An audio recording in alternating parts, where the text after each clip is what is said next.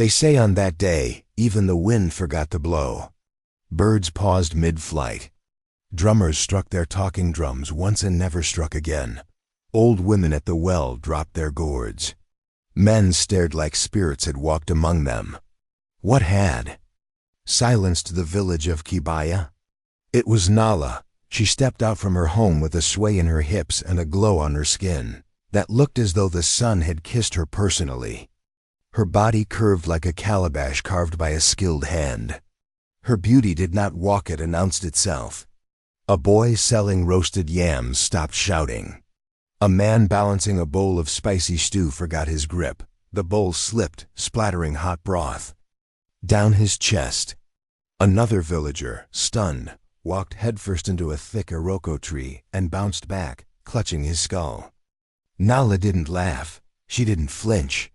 She knew what she had become. She walked with pride, soaking in every stare like morning soil drinks up rain. Her eyes said, "Yes, look. You've never seen this before. But my children, this beauty was not born in the womb. It came from a wish, and wishes, they always come with a price." In the heart of the sun-drenched hills of Kibaya, where the earth cracked under dry skies and the wind whispered of drought, lived a man named Bako. His back was bent from years of work. His feet knew the soil like a mother knows her child. Bako was a farmer, but not a lucky one. His fields were thirsty, his seeds lazy. Year after year, he poured sweat into the land, but the harvest laughed at him. He had one joy, his family. But even that joy had become sour. His wife, Nala, once soft-spoken and warm, now watched him return from the fields with eyes full of contempt. She'd stand at the doorway of their mud-walled hut, arms crossed like a gatekeeper, eyes sharp like a needle. "Look at you, Bako," she would say, dusty and sweaty. "What do we even have? No fresh fish, no new clothes.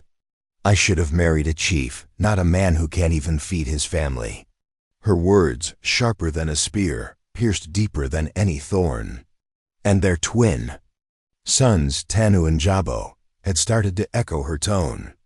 They were clever boys, always quick with a joke and quicker with mischief. But instead of helping their father or learning the value of work, they laughed behind his back. "Look, Jabo," Tanu would say, "maybe Baba will plant gold today and harvest diamonds tomorrow."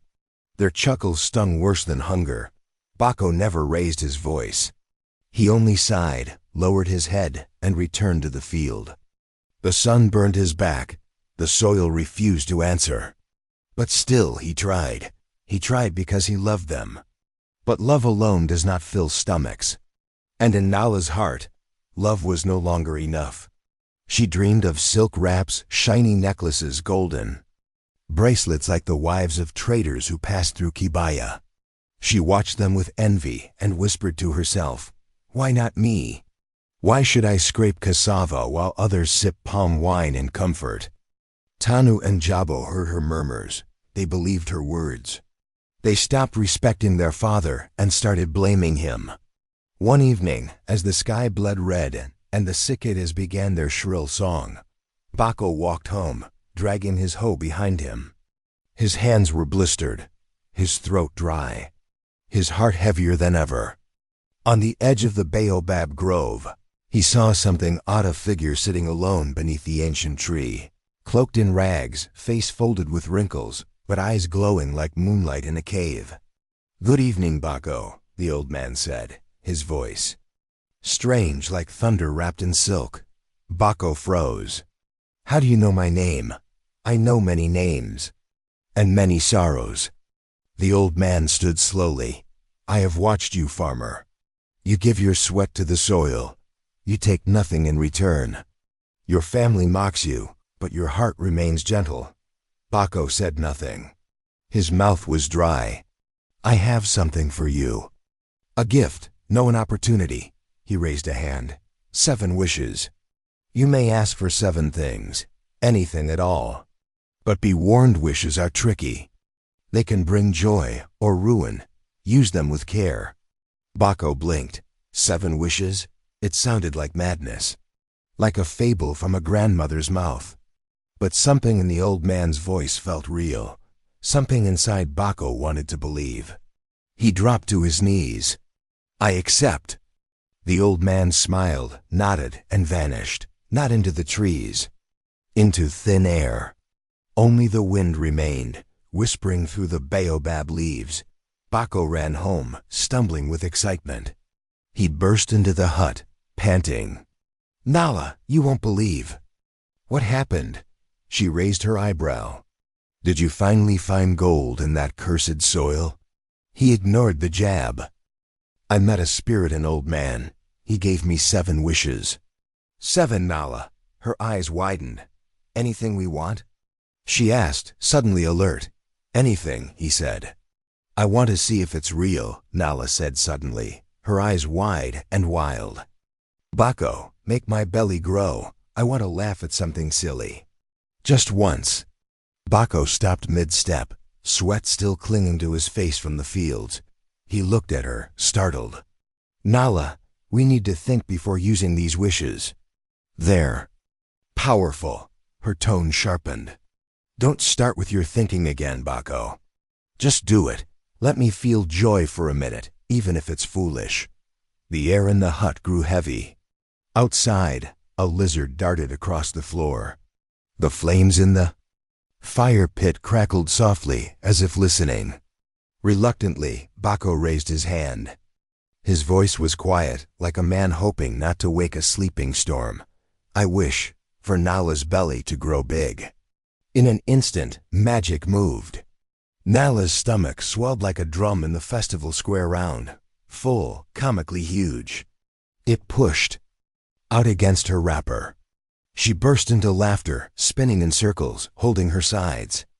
"Look at me," she shouted between giggles. "I look like I ate a whole market." Even Bako smiled faintly. But the laughter didn't last that soon. Her steps slowed. Her back ached. Her face twisted. "It's too much," she groaned, sitting down heavily. "I can't move. Bako, I don't want it anymore. It's too heavy." Bako's smile faded. He closed his eyes.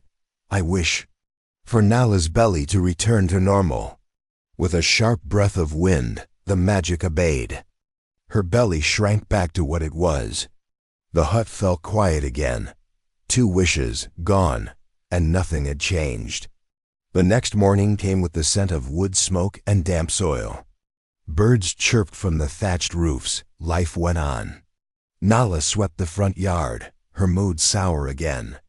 The boys, Tanu and Jabo, were already outside, tumbling through the dust like restless puppies.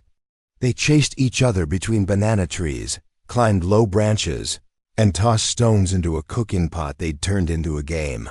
But high above, Jabo had dared himself further. He had climbed the tallest kola tree in the yard. His laughter echoed from the branches. "Look at me, Tanu, I'm flying." But then crack, a branch snapped. A scream. And then a thud that silenced everything. "Jabo!" Tanu shouted, running to his twin. Inside the hut, Bako heard it. His feet moved before thought. He burst outside and saw his son lying twisted beneath the tree. Eyes closed, blood trickling. From his forehead, he dropped to his knees, hands shaking. "Jabo, Jabo, speak to me." Nala came running. Her legs almost gave way when she saw her son's limp body. "No, no, no," she whispered, her voice cracking. "We have no money." "For a healer, Bako, what will we do?" Tears streamed down her cheeks. Bako held Jabo's face in his hands.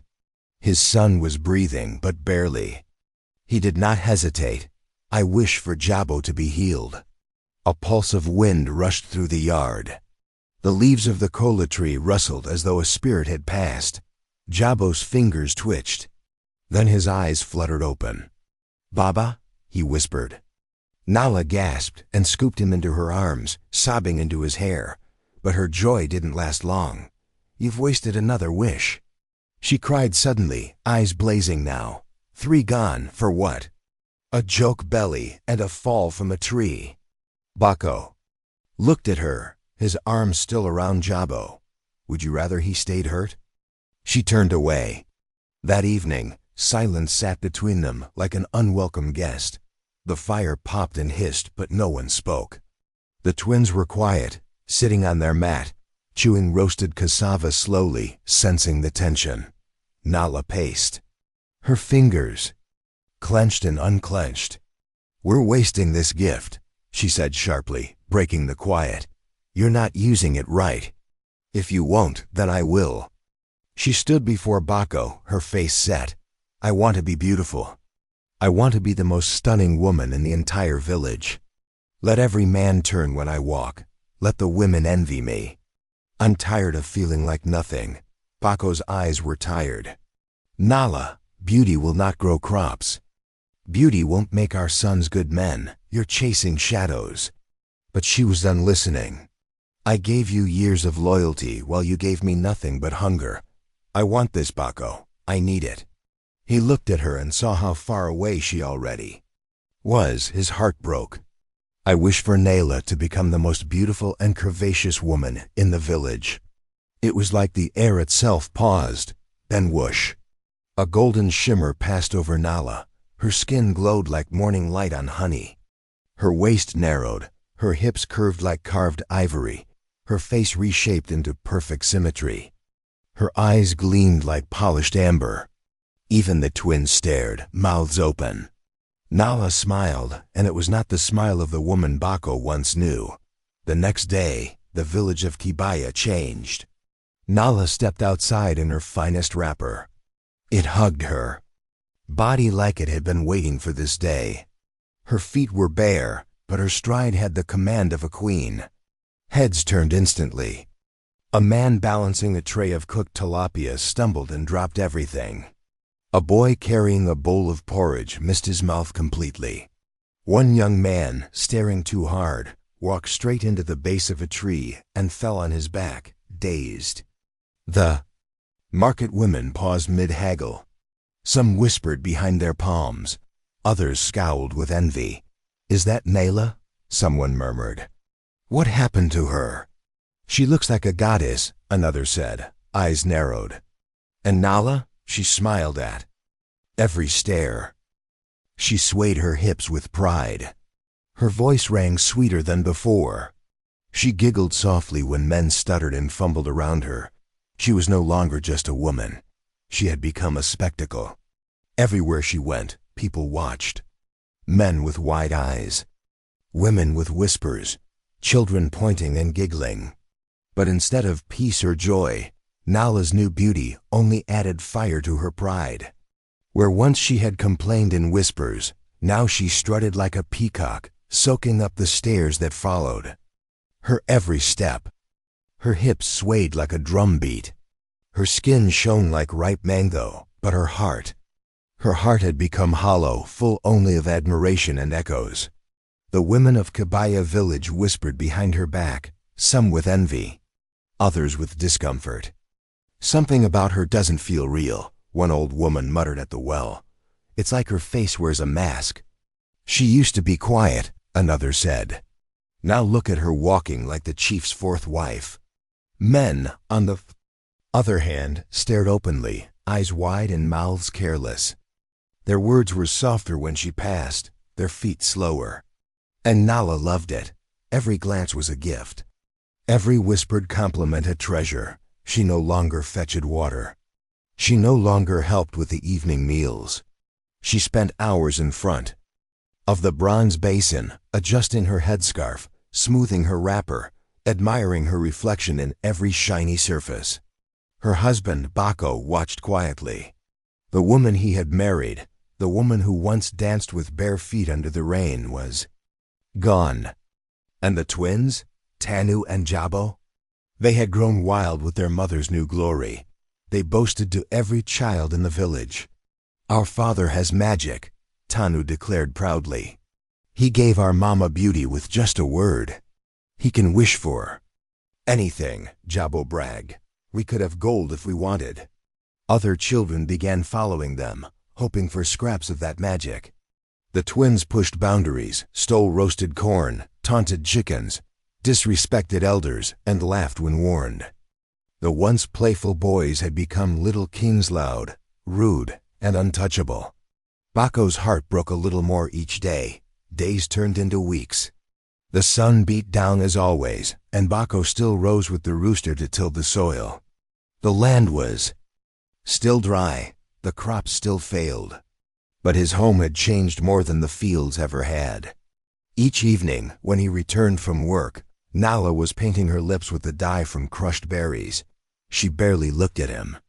The boys ran wild around the compound, ignoring his voice completely. One night, the pot of yam was burned. The water had not been boiled. The compound was messy, and Nala was sitting under the mango tree, oiling her arms. Something inside Bako snapped. They sat down for dinner, or tried to. The twins were arguing over who got more food. Nala was busy adjusting her scarf. Bako stared at the sad bowl of porridge in front of him. "This is not the life I wanted," Bako said suddenly, slamming his spoon on the table. Everyone froze. "We had 7 wishes," he shouted. 7, and we wasted them on belly tricks. "Beauty and noise," Nala scoffed. "You call my beauty a waste?" "Yes," Bako roared, rising to his feet. "What has it brought us, Nala? The farm is still dry. Our children are out of control. Our home is a mess. You don't understand," Nala snapped back. "You've never been admired. You don't know what it feels like to be seen. I gave this family everything." "No," Bako cut her off. "You gave yourself everything. You left us behind." The room boiled with tension. The twins were frozen, wide-eyed. And in the heat of that boiling silence, Bako shouted without thinking, "I wish for silence in this house." It was like thunder struck the hut. Suddenly, Nala's voice vanished mid-sentence. Jabo opened his mouth to protest, but no sound came out. Tanu gasped nothing. The air grew thick, unnatural. Even the wind seemed to hold its breath.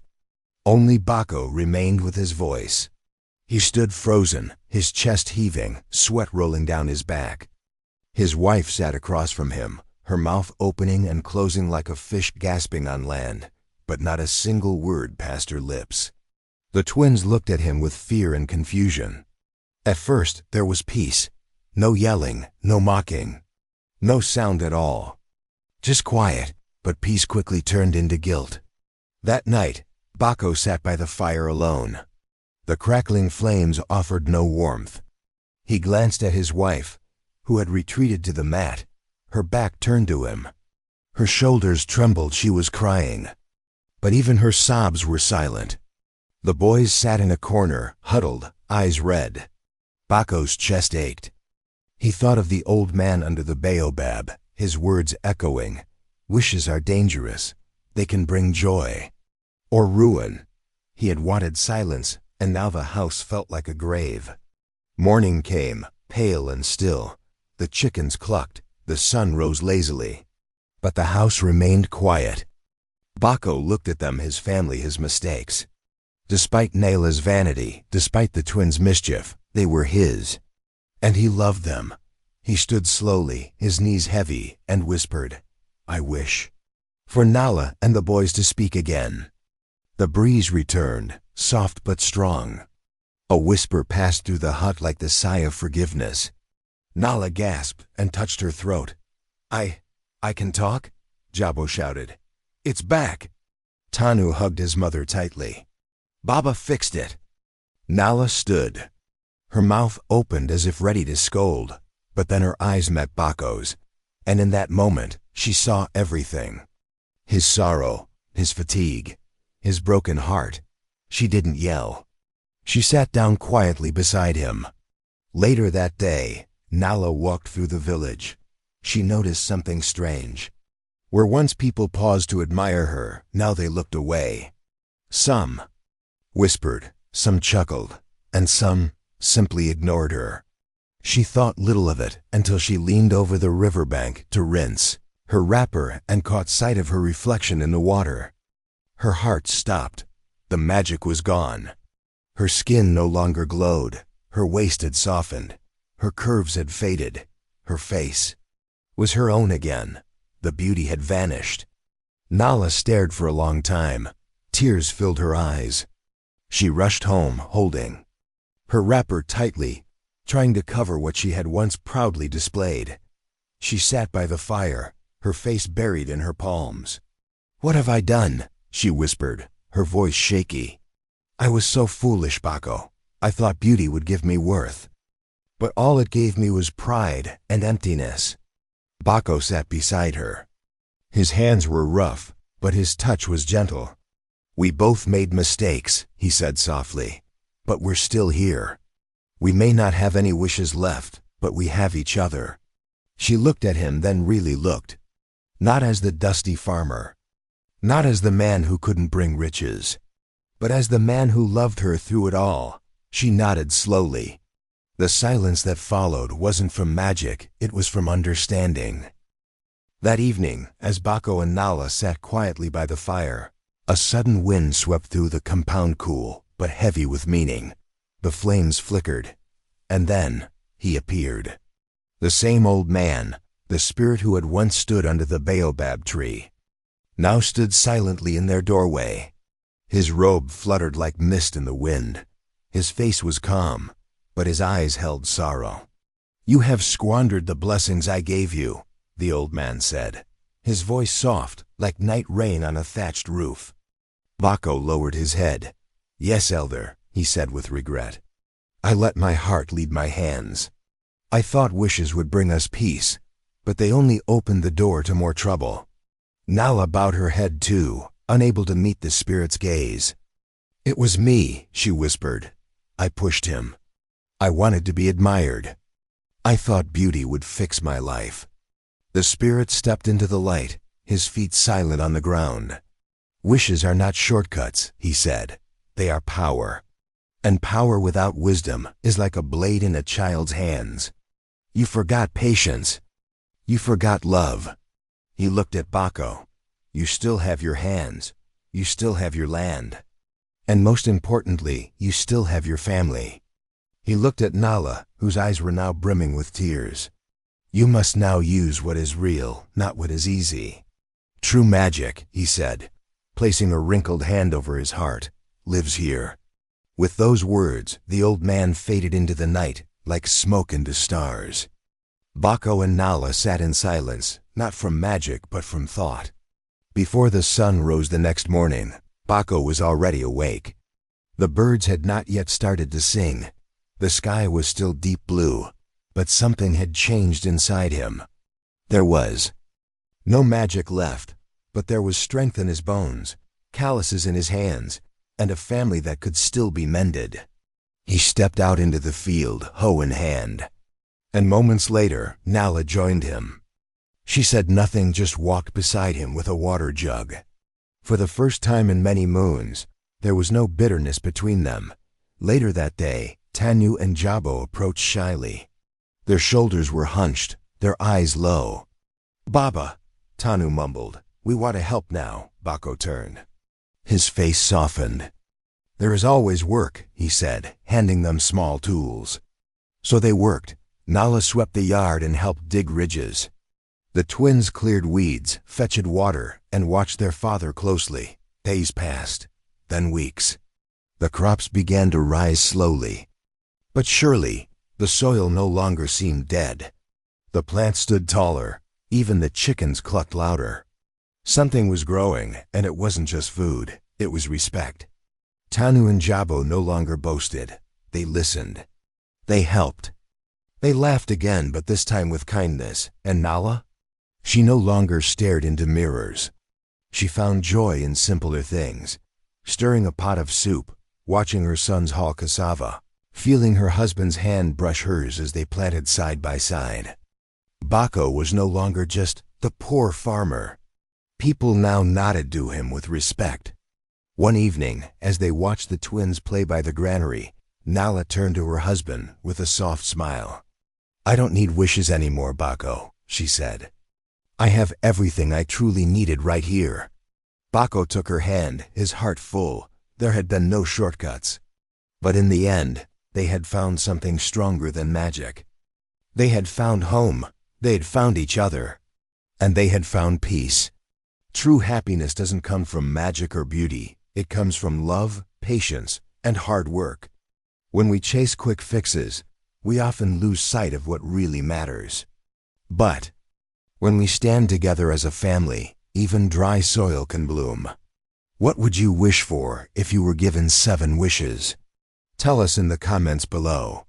And if you enjoyed this tale from Kibaya, don't forget to like, share, and subscribe to our channel for more magical African folktales that warm the heart and stir the soul.